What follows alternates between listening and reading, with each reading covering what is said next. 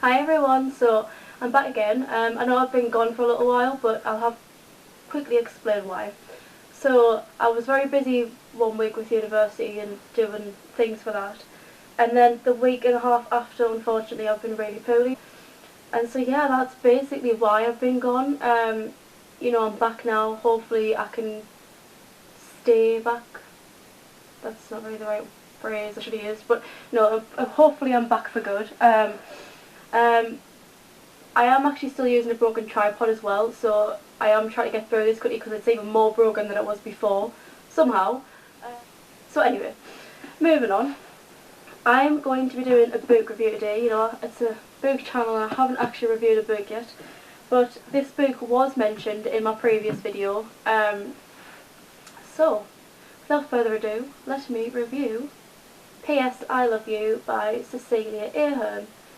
Now, if you did watch my previous video, you will have heard us saying about how excited I was to read this book, and I really was. Like, it has so much potential. It sounds so lovely, and I've seen the film, so I was like, the film's pretty good. Hopefully, the book will follow suit, or it'd be even better. Like that's really what you're hoping for when you read books that have movie adaptations. That you've seen before reading the book. How to begin explaining why it fell flat.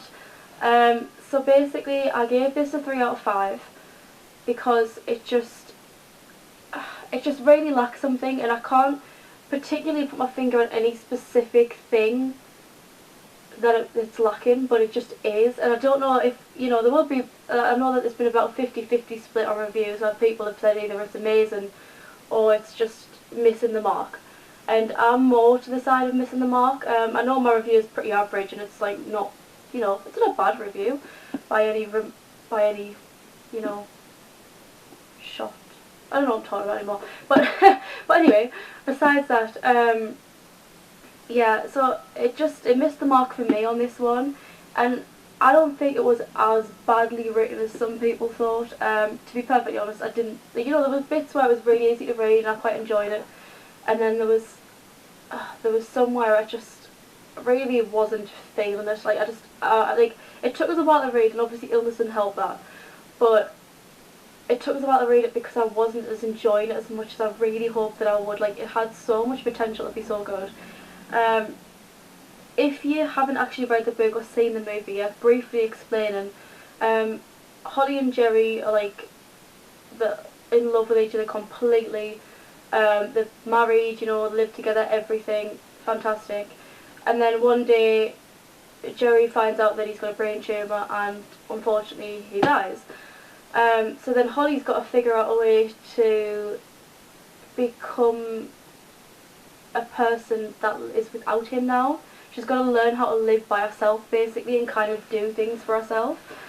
And she's got to kind of deal with like all the grief and loss that she's feeling. Now, I think this is where it fell flat for me because she just didn't have much of a backbone. Every single sort of chapter was her focusing on the fact that he died, and I understand that like that won't be an easy thing to deal with. I totally appreciate that, and I respect anybody who's had to go through something as serious as that, because I can't even begin to imagine, like I say, like how difficult that must be.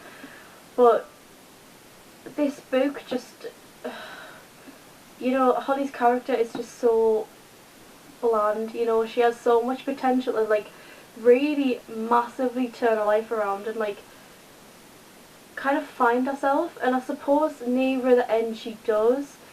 And I know that's like it's going to be a very gradual progression of her character because of what she's going through, but at the same time I just feel like she was just a bit of a wet wipe, if I'm totally honest. She just didn't have much of a personality. She was constantly miserable. She couldn't be happy for anyone. But what baffled me, what really baffled me, was when near the end she got a job. Like she hadn't even bothered trying to search for one.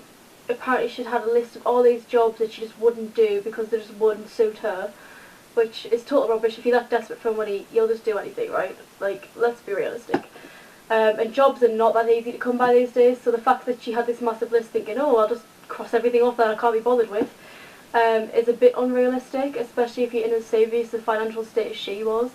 Um, and so the fact that she managed to get such a highly rated position at this advertising company without any experience, no portfolio, just walked in, talked about her husband dying, and then she's got the job.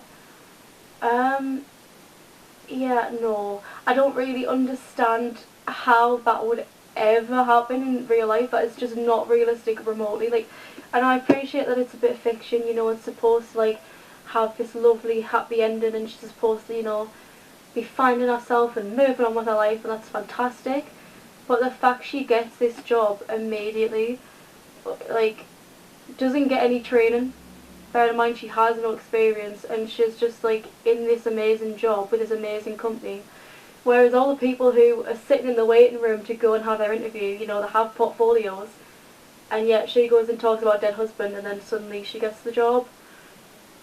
Yeah, I'm not sure I'm really following how that one works. And I felt that needed to be realistic, and it just, honestly, it really wasn't. It just didn't make any sense to me at all. The next thing that didn't really make any sense to me was the fact that, like, she just didn't have a backbone. Like, she just, everything she did was with Jerry in mind, which is a bit, like, sad, I suppose. Like, as in she just didn't really do anything for herself. Apologies, I'll be back. Okay, so to continue where I left off,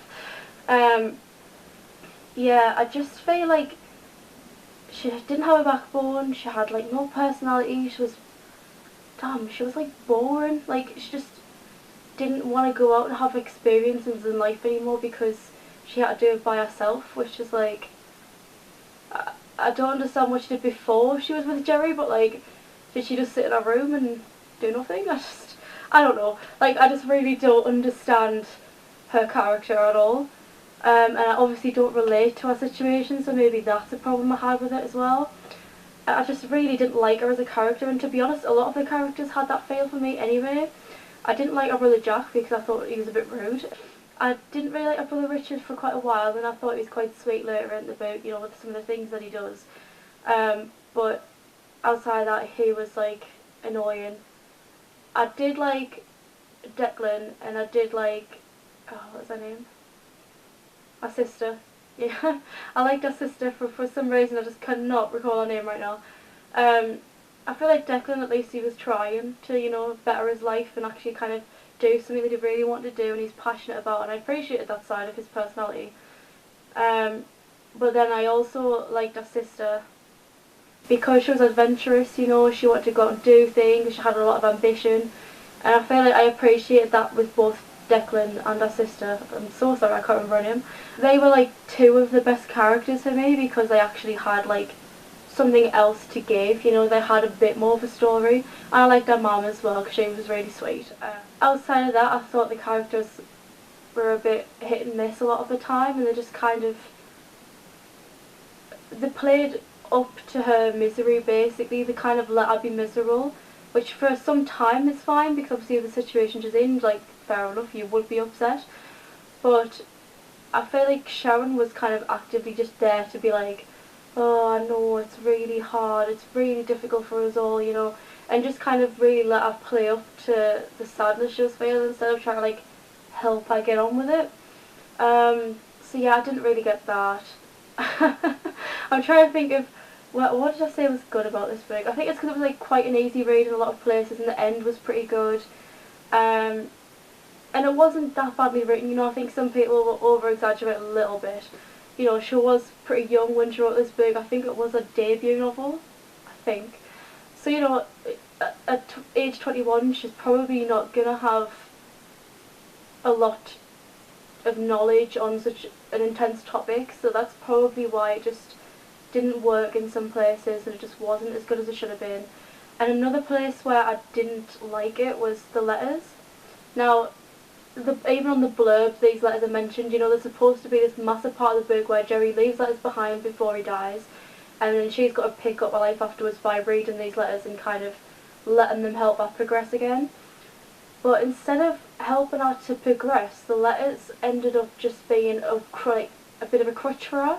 like just something to kind of really hold on to him with, rather than help us see the light in some occasions. Like it was a bit of a 50-50 split for them.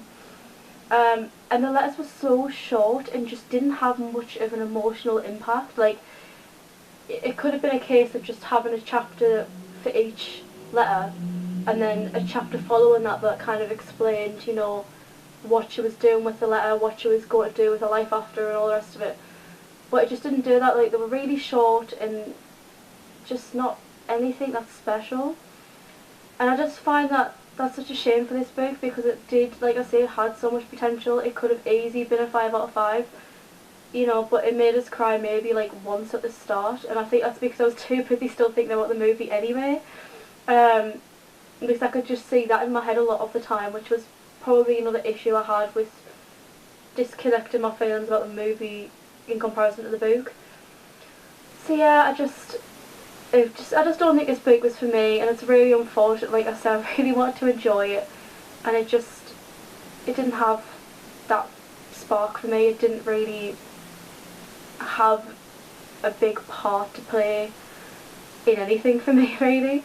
But yeah, so I gave it a 3 out of 5. You know, it's alright. Not the best, it's okay. But I appreciate what the book was trying to do, and it does have some sort of original element to it now with the letters and things, even if they weren't very good. But yeah, so that is my review of P.S. I Love You. If you've read the book, I would absolutely love to know what you think. Yeah, and if you would like to help me decide which book to read next, because I'm currently not really reading one, I'm going to do a poll on my Twitter, which is Lucy Rambles. Nearly forgot what my Twitter was there. If you just head over there, and I'm going to do a poll, and I'd really appreciate your help deciding which one to read, because I'm torn and very indecisive. So it would be good to have, you know, your say on what you think I should go for next. That's for this week. Thank you for watching. I hope you enjoyed my review. Like I said, if you've got any comments to make on the book or what I should read next, then, you know, just comment below. And yeah, well, we'll see you again soon. Thanks for watching. Bye.